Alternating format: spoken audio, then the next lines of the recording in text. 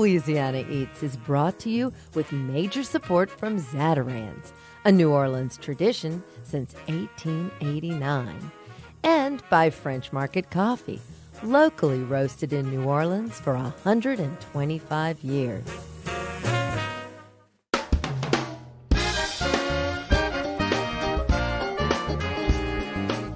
From WWNO New Orleans and our studios in the Southern Food and Beverage Museum, this is Louisiana Eats. I'm Poppy Tooker. With the proliferation of kids' cooking shows on TV these days, it's evident that the kitchen is increasingly becoming the favorite playground of many a child. So this week's Louisiana Eats is dedicated to the budding chefs of tomorrow and everyone who is young at heart. We'll explore Melina Hammer's new cookbook, KidChef, intended for children, but so thorough in teaching technique that many adults could benefit from it as well. Then we move on to YummyfunKooking, a wacky children's video series from artist Clare Crespo. Finally, Sonoko Sakai teaches us a lesson in RiceCraft, and we'll learn how to create onigiri, a Japanese dish much like sushi, but so easy your preschooler will want to get in the act and just might expect to find some in their lunchbox. Let's all play with our food on this week's Louisiana Eats.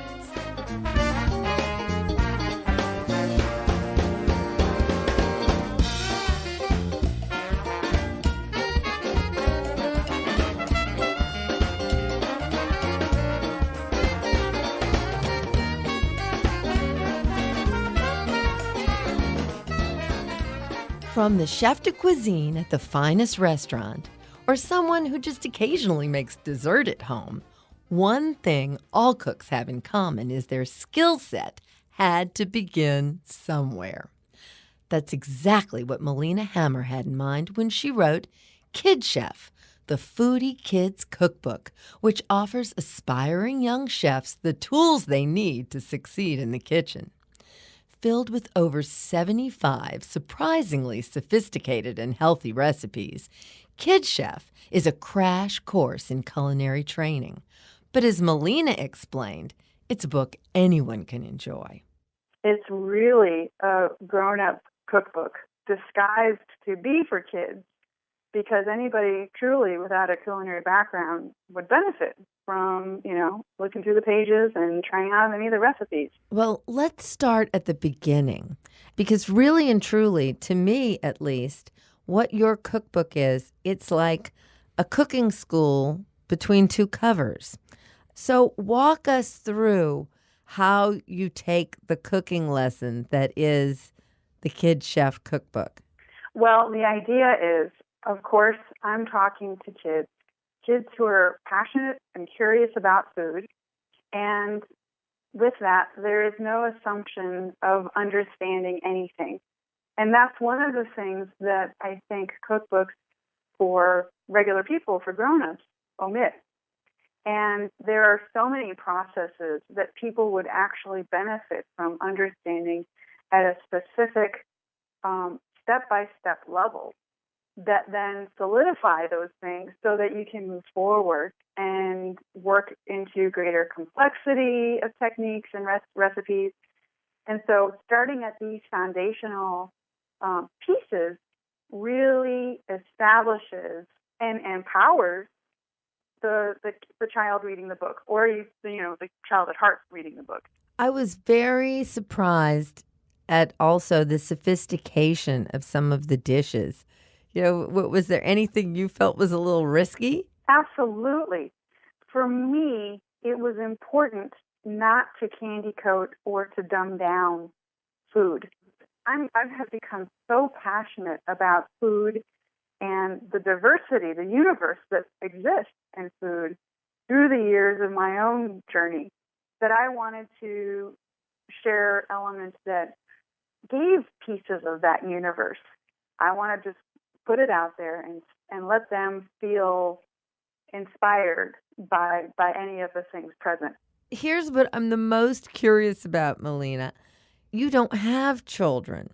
So, any of us who have written a cookbook knows that one of the key elements has to be arduous recipe testing.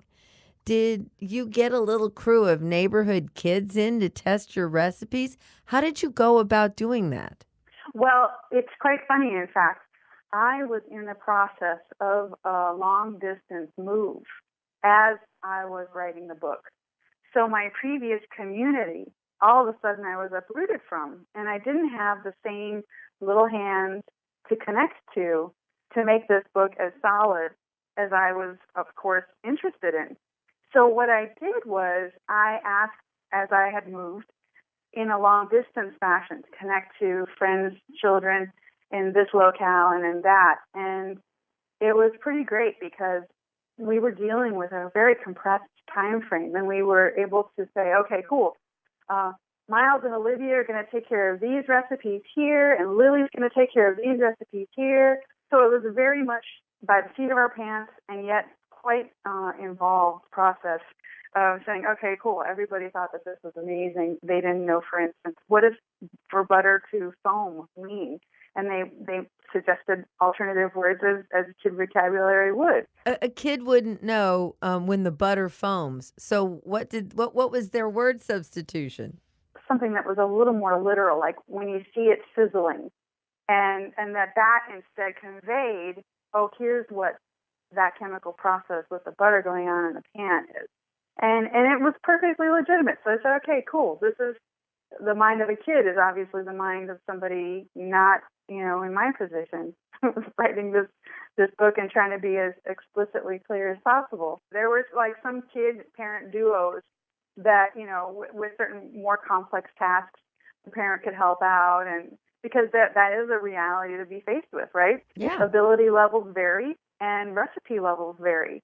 And that was really fun to see, like, oh, cracking the eggs and beating the eggs was great, but, pouring them into a mini muffin tin, well, that was a little, challenging. And to learn through that. So it's been out long enough now so that I am sure that you're doing book signings, you're getting feedback. What are the kids telling you who are cooking at a KidChef? The kids are beaming. They are just so incredibly proud. And to see that incredible sense of accomplishment makes my day. It just makes me feel like it was worth it to do it in the first place because I knew how profound it could become. Melina, one of the things that's really impressive are the broad range of ethnicities that are represented in KidChef. Why was it important to you to do this big panoply of ethnicities? Most certainly, because spices herald from different parts of the world, or herbs have been used in combinations in different kinds of cuisine. Bringing those kinds of flavors to the forefront meant that a new frontier would be passed and, hopefully strike a chord, familiarizing people with things like sumac or fresh nutmeg that you grind yourself, or how do you incorporate za'atar? These kinds of things are not only trendy for grown-ups, but this is something that indigenous cuisines have long made use of, and that's an important thing to highlight. And it's another way to familiarize a kid with broadening their flavor repertoire. And more flavor means more fun. What's your favorite recipe in the book? The not your average Caesar salad is an excellent version of a Caesar salad. I used to think Caesars were terrible, and if you've had a mediocre version, they are. But I was able to trust again and have a Caesar salad that maybe could be good, and it blew my mind. And I want to give kids that opportunity, because if we have a crappy food experience, unlike relationships, we won't go back. We won't say, sure, I'll try it. We'll say, I hate such and such. I hate anchovies, for instance. So it's really nice to provide a really delicious something and give them an opportunity to know what it can be, right? Exactly. Thank you for writing such a beautiful and informative book. And I hope all the kids who are listening who love to cook go out and get a copy and start cooking because it will expand their horizons like nothing else. Absolutely. Thank you so much. Melina Hammer, author of KidChef, the Foodie Kids Cookbook.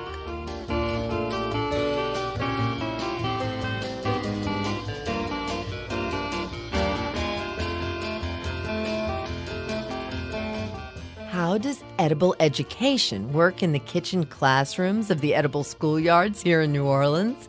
Stay tuned, and we'll answer that question when we come right back.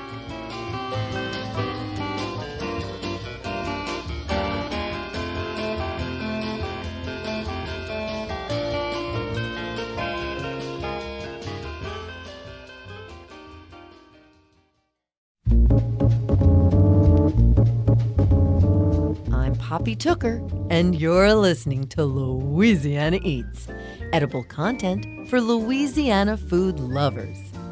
Louisiana Eats is brought to you with major support from Popeye's Louisiana Kitchen, Zatarain's, and from French Market Coffee. French Market Coffee's premium blend beans are locally slow roasted in small batches, creating a coffee that can only be called New Orleans bold.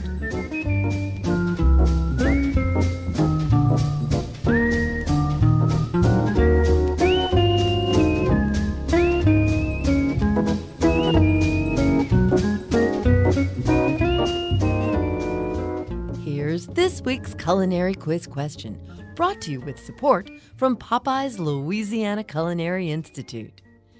How does edible education work in the kitchen classrooms of the edible schoolyards here in New Orleans? To give you an idea how edible education really works, we have to call in an old friend, the Little Red Hen. Perhaps you remember that charming childhood story about the Little Red Hen who tries to bake some bread, starting with planting some wheat, but can't get any help from her barnyard friends? To jog your memory, here's how it goes.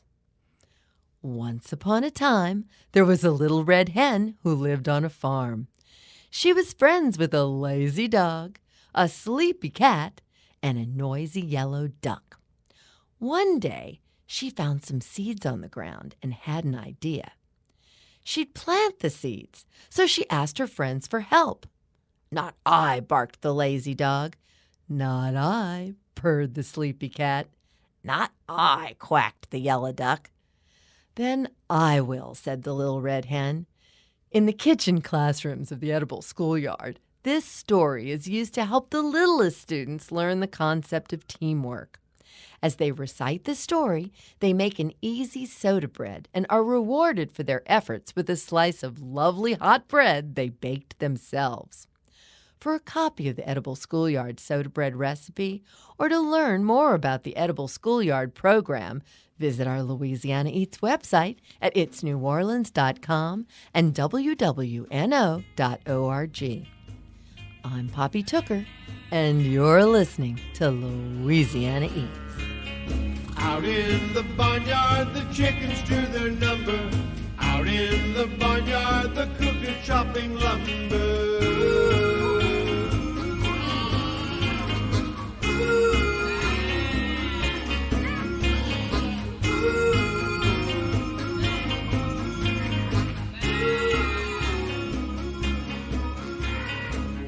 Multimedia artist, author, and creator of an unconventional children's cooking show, it's hard to describe my friend Clare Crespo in just a few words. It is a hard thing. It's a very strange job that I have. And when you try to put it in a couple words, it doesn't really make any sense. Clare has made a career of playfully fusing the worlds of food and art. She's the author of 2 cookbooks, The Secret Life of Food and Hey There, Cupcake, as well as having created and starred in the Yummy Fun Cooking series.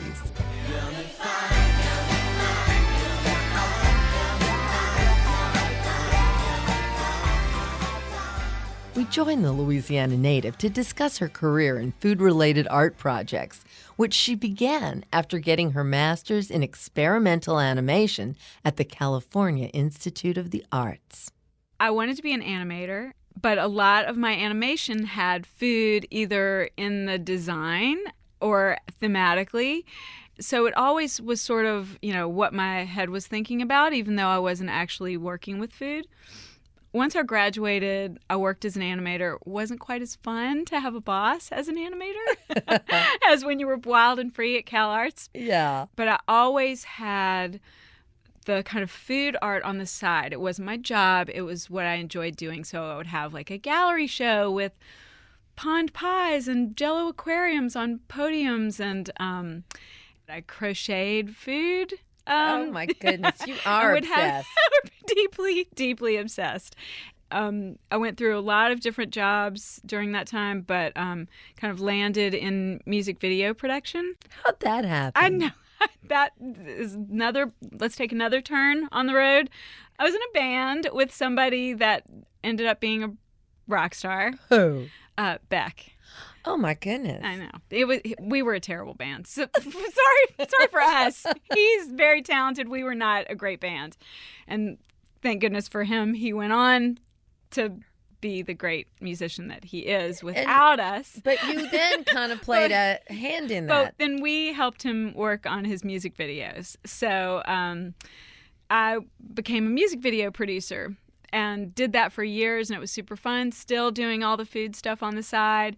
But at a certain point, I was like, I don't want to wake up someday and go, why didn't I try to make the food stuff my job? So I jumped out of the window of music video production and started YummyfunKooking, which at that point was kind of animated versions of some of my recipes. Before we talk about Yummy Fun, Yeah. You had your first book, The Secret Life of Food. Mm-hmm. What is The Secret Life of Food? Well, the idea behind that book, which was my first book, was that these crazy dishes actually lived in the world that we live in if you had a special eyeball to find them. So maybe there is a caterpillar cake walking down your street. Maybe. On your birthday. And then you followed that up in 2004 with Hey There Cupcake. Yes. And that just blew me away when I realized your publication date, 2004, because you were so far ahead of the now enormous cupcake trend. Thank you for noticing that. It makes me feel good. Well, I'm really curious. Were these books originally intended for children or adults? I don't know. I mean, they have a broad spectrum appeal. Thank you. I was doing this crazy thing way before I had a kid, and I would just have crazy cocktail parties with these Crazy recipes. foods. And I was known for having big, giant theme parties with like crazy themes, and there was definitely a period in my life where I was not thinking, oh, I'm doing kids cooking. But as my stuff started getting out there, I started getting reviews in little children's publications. And I was like, oh, and I had a lot of kids that would write to me at my website and be like, I'm 6. And I was like, wow, wait, I am not just talking to kooky 20, 30-year-olds. I am talking to little kids, too. Well, that is really fun. Yeah. And that's how it all turns into YummyfunKooking, right? That is right. That is right. So what's the premise of YummyfunKooking? Well, this kind of brings the animation back into my life. When I started doing the website, what I really wanted to do was a really flipped out kids cooking show. Not knowing that that's actually kind of a hard thing to do. Get on television and everything. Pee-wee makes it look so easy. I know. Like, how do you do it? Anyway, then you hear those stories about all those shows that I love. You probably love them too. And they're just flukes how they ended up on television. Yeah. So I had always wanted to do this kids show that had really great music. It had animation. It had puppets. But it was centered around some really basic, really kooky cooking lessons. When you set out to specifically do, because obviously part of the process here is that you're teaching something. Mm-hmm. You want there to be important culinary takeaways from YummyfunKooking. Yes. How do you focus on that? Well, that is the flag that flies over everything that I do, I have to say. There's two sides to the flag. One is that, yes, you are gleaning a little bit of knowledge in the kitchen. So you're getting a few skills to make yourself kind of a little more self-sufficient, a little more knowledgeable about how to take care of yourself. And then the other side of the flag is that you're having an opportunity to express yourself in something that you have to do every day. So we have to have lunch every day, right? Right. So why not have that soup have a spider web in it if you like spiders, like Yeah. sort of having, and I really, in all of my recipes, I always like to say, have it be yours. So this is what I like, all the recipes in my book. I like monkeys and I like panda bears, but maybe you don't like those things. So sort of express yourself with what you're making. It's not a make it look just like this picture. It's have it be what you like.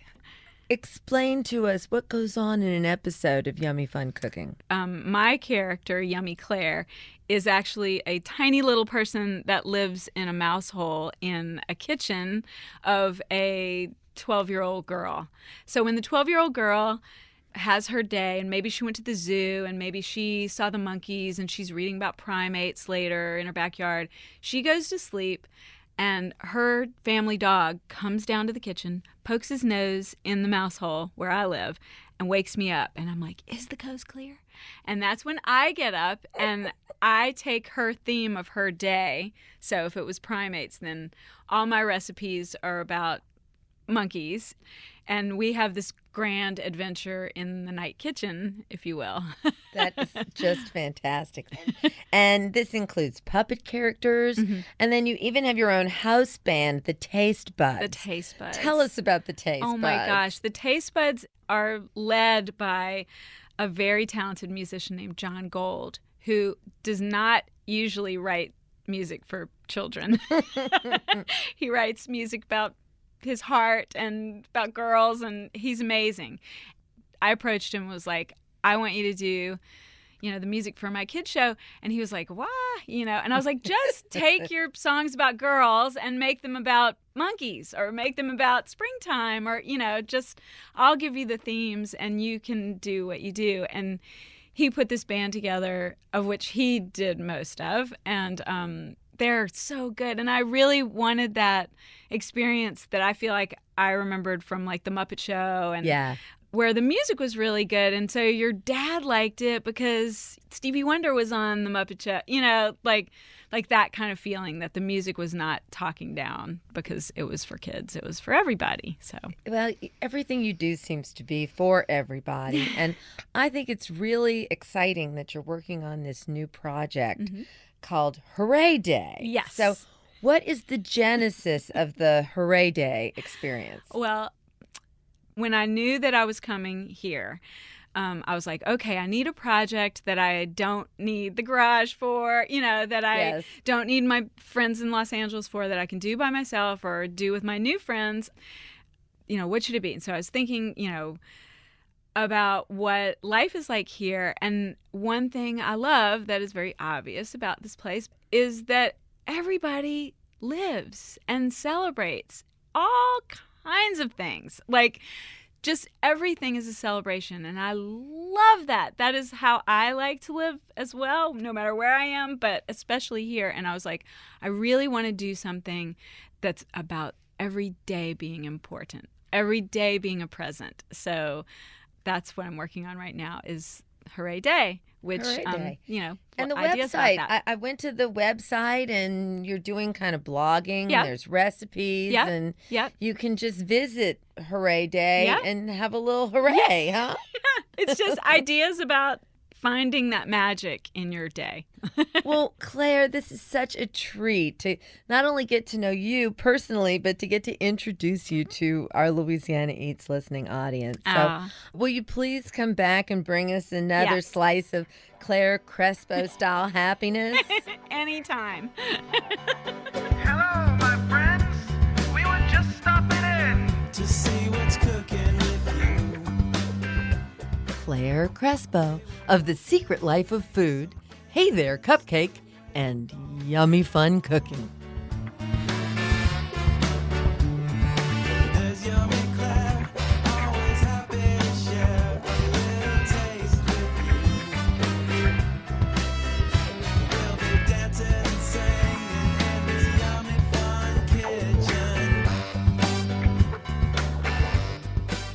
Onigiri, or bite-sized balls of rice, are a popular Japanese food that can be shaped and decorated to look like animals, flowers, and a lot more. Author Sonoko Sakai's book, RiceCraft, focuses entirely on rice and how to make these creative treats, something that's great fun for children and grown-ups alike. Sonoko not only gave us a lesson in onigiri, but also shared her childhood memories of the important role rice has played in her life. I can say that I'm not that unique when it comes to my relationship to rice because everybody in Japan grows up with rice. It's our most important food, and our culture revolves around it. So, I always pray for a rice harvest, and I grew up very close to a rice miller who would mill our rice for our meals, and I grew up smelling freshly milled rice, and I think my story starts right there. So you have a favorite way to eat rice. Now, I have to say that I had no previous knowledge at all of onigiri. Tell us about onigiri because it's not sushi, so it's something entirely different in a way. Well, actually, it's not that different. Onigiri and sushi, like if you have been to enough sushi restaurants, I don't know if you've heard nigiri sushi, nigiri. Yes. That means to mold. Onigiri is the honorific. You just put the O in front of it, and it's called onigiri. But the similarities in the two foods is that they're both molded by hand. It's just rice molded by hand. One onigiri is, for the most part, is not seasoned with rice vinegar, sugar, and salt the way sushi is, because the sushi rice is meant for preserving the fish that you put on top of it. But onigiri on the hand is basically there's a filling inside. It could be fish, it could be meat, it could be vegetables, or pickled vegetables, and you mold it into the shape of a ball or an oval, like a barrel, like you would a sushi, but a slightly bigger, or a pyramid, like a triangular shape, and you wrap it with nori, or you could eat it straight. But the rice is more substantial than the topping that you get. The rice is the star. Well, you have some very special memories of your grandmother and how she made her onigiri and how that experience was for you. Tell us the story about your grandmother. Yes. Well, my grandmother was born in 1902. I was actually born in New York, and we moved back to Japan and back to America. Also, I lived in Mexico. But after we lived in Mexico, we moved back to the town of Kamakura where she lived and lived next door to her. And there's 5 kids in our family, but I hung out with her a lot, especially in her kitchen, watching her cook. And one of the things she really took time was to make a good pot of rice. She rinsed the rice and let it soak. And while it was soaking, we would sit around the stove. She would cook the rice in a cast iron pot, and we would just wait. And that waiting period was not just, we didn't need to be patient because grandmother was very entertaining. She would tell us wonderful stories of the past, of her growing up in Japan in the early days. She was born in 1902, so a lot of things happened in Japan. A lot of restoration happened, and it was a time when Japan opened up its ports and became more westernized. So there was a lot of influx of things Western, and like eating a piece of steak, and that's something she talked about the first time she ate steak while we were waiting for this rice to cook. So that was kind of interesting, and I still remember that. So then the rice is cooked. What happens then? Well, the rice is cooked, and of course, the first thing she does is she opens the lid, right? And you have to kind of let the lid sit for 10 minutes after the rice is cooked, and there's just no peeking allowed while it's cooking. So when she finally says, okay, it's time to open the lid, this beautiful white steam comes out, and then it would fog her glasses, and we won't see anything for just a few seconds, and then everything will clear up, and we see these beautiful pearly grains of rice inside the pot. And that's like our first, it's so beautiful. And then she would take a paddle and toss it, and we would smell the beautiful aroma, this grassy aroma of the rice. And then she would start making onigiri for us. And often she liked to fill the onigiri with shaved bonito. And you just add a little soy sauce, and it makes for a really great filling called okaka for rice balls. And she would just stuff it and put a dab of salt on her palms and start molding it, and then wrap it in nori and just hand it to us. And it was just so beautiful. Every bite tasted of something, of my grandmother's love, of the Sea of Kamakura. We lived very close to the sea, so we would smell the sea and feel the breeze, and just that time that the pastime was just so comforting and delicious that I'll never forget that. And that's what I really wanted to share with my readers when I wrote the introduction to this onigiri book. Well, there are so many different kinds of onigiri that you can make. If someone were to get started with this, walk us through what some of the more approachable ways, and describe the actual method that you would go about making them. Okay, so get some short grain or medium grain rice, right? And 1 cup of rice will make about 3 onigiris, 3 medium size.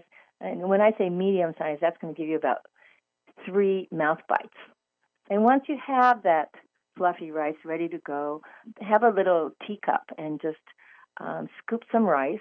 I use about, so that 1 cup makes 3 cups. So that 3 cups, you could scoop 1 cup at a time or 3/4 of a cup, put it into a bowl, and in the middle, make a little, a dent, and put your favorite filling.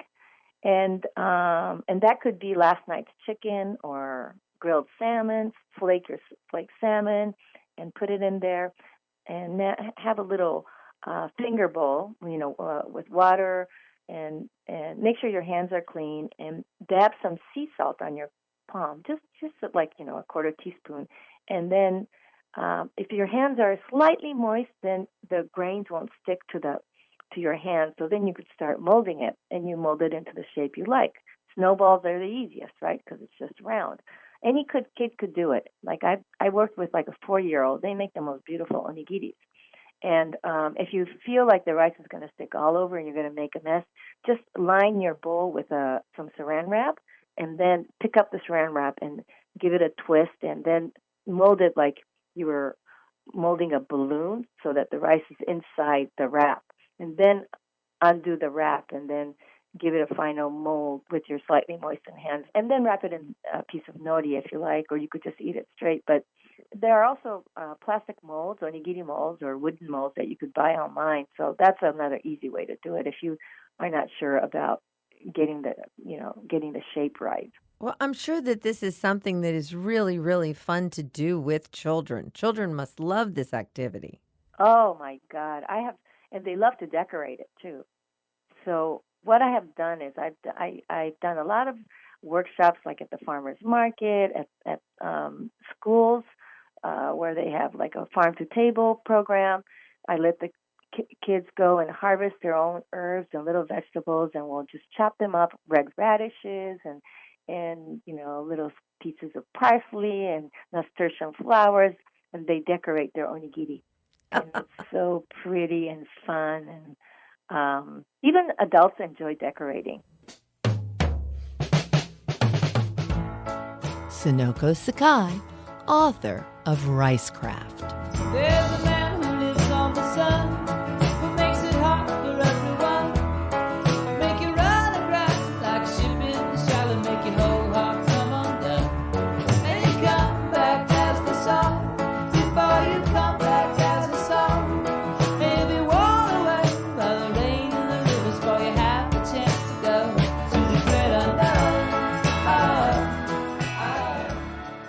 Rice cookery is often a mystery to many people. In fact, I believe Americans suffer from a fear of rice. How else could products like Minute Rice and Success Rice in a Bag exist? And who decided that Uncle Ben's religion wasn't good enough the first time around and that he required conversion? Rice is the original fast food. It takes only 20 minutes to cook, and you don't need a rice cooker.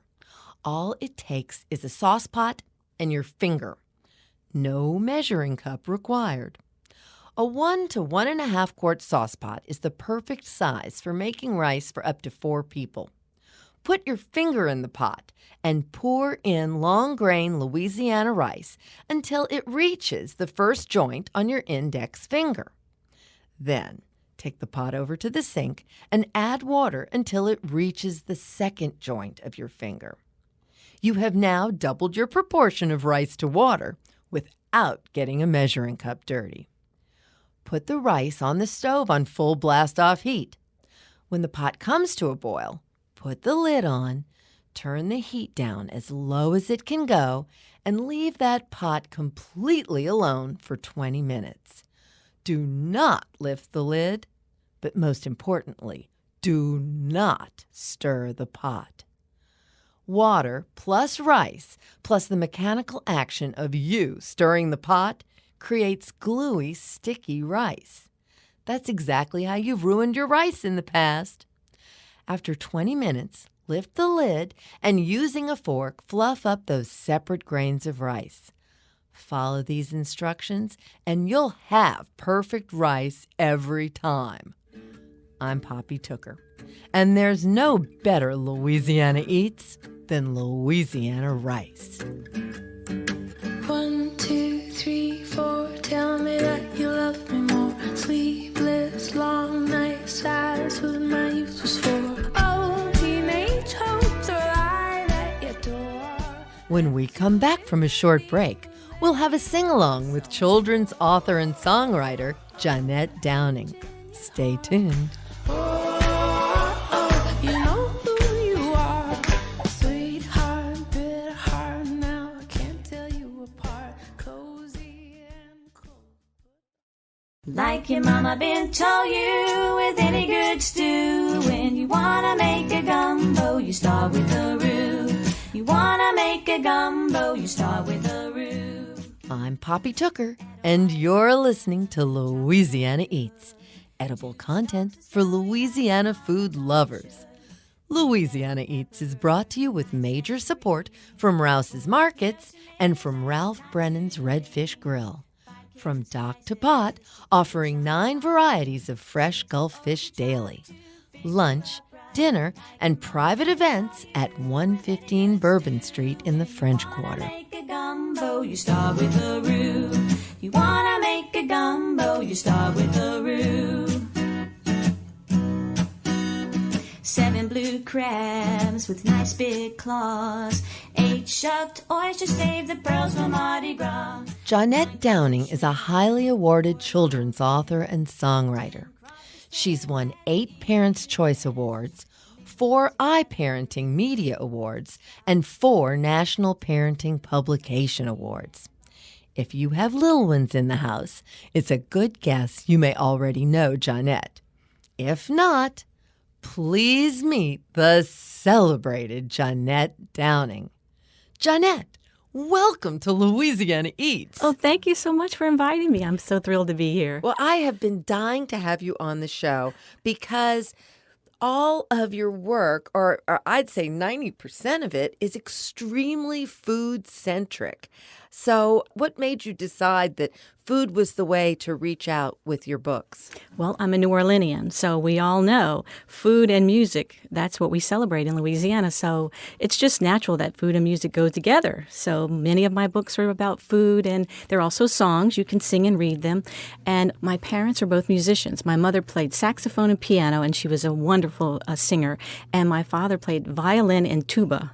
And he was a singer as well in the church. So it just was in my life, my whole life.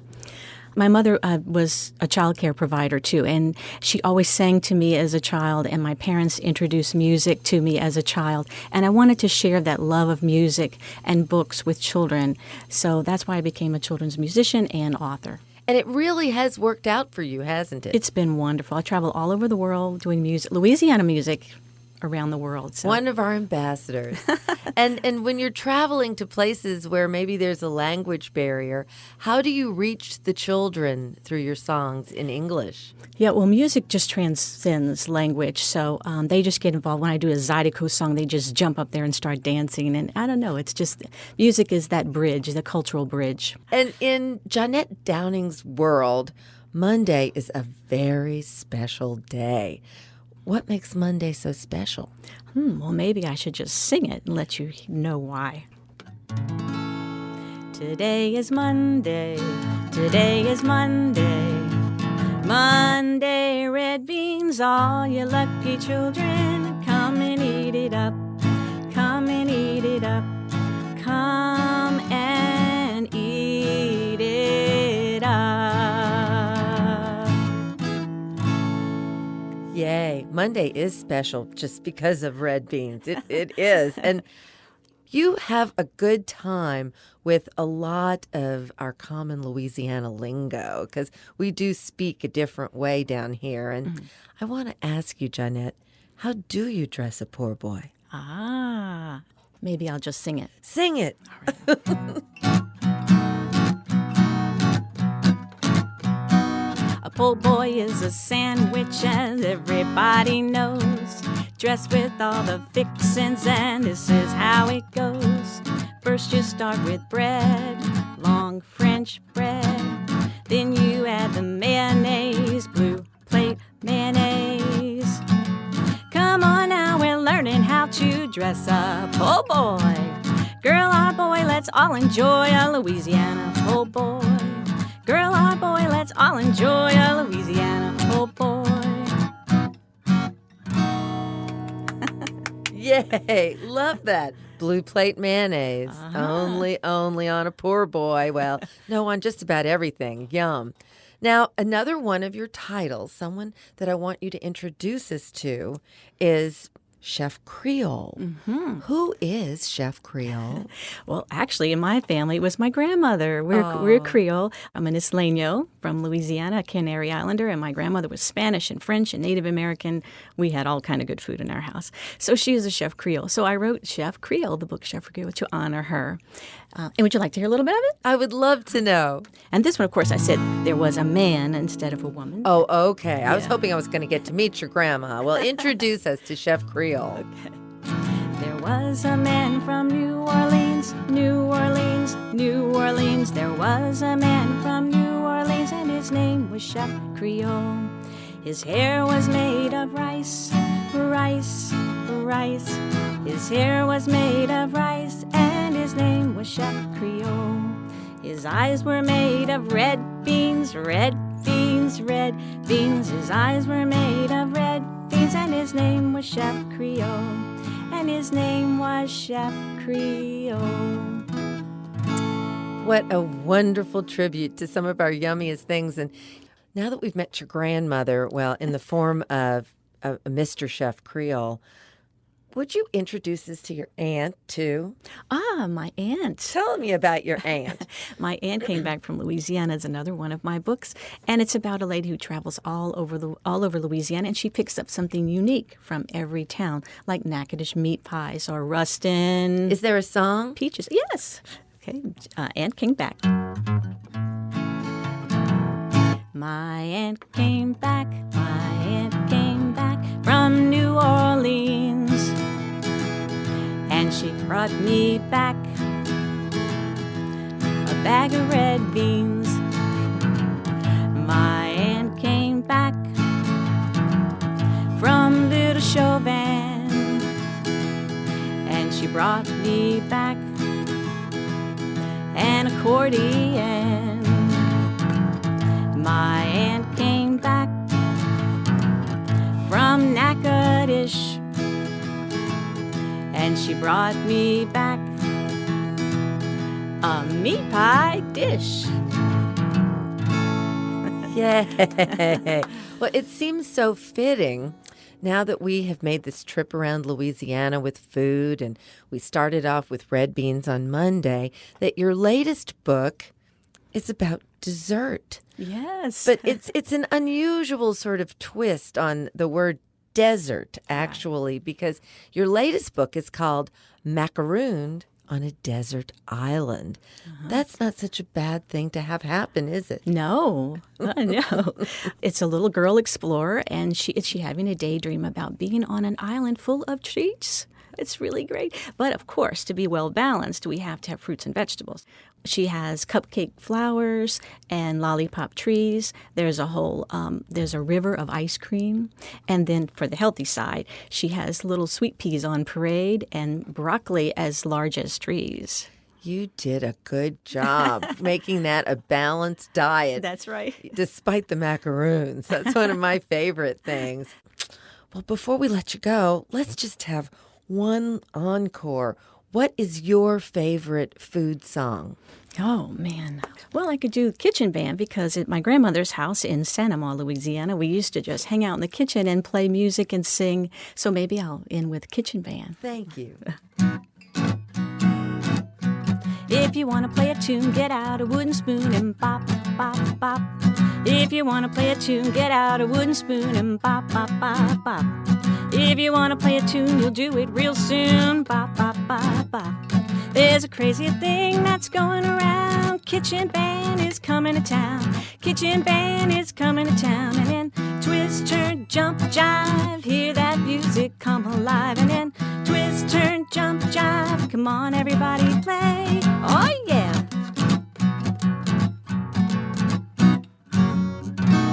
Thank you. Thanks, Jeanette. The next time you bring out an exciting new book or song that has to do with our favorite Louisiana food, give me a ring and come back. I'd be glad to. Thank you so much. And thanks for all that you do to promote our food. Oh, thanks, Jeanette. Jeanette Downing, songstress and children's author. If the Cajun people say it, you know it is true. If you go gator hunting, take Feliciana too. She stuck her wooden doll in the gator's jaw, saved herself and rode Grandpa. Feliciana LaRue, what you gonna do? You got an alligator chasing after you. Feliciana LaRue, what you gonna do? Mon Feliciana LaRue, Feliciana Phaedra LaRue, Feliciana Phaedra LaRue. That's it for this week's edition of Louisiana Eats, edible content for Louisiana food lovers.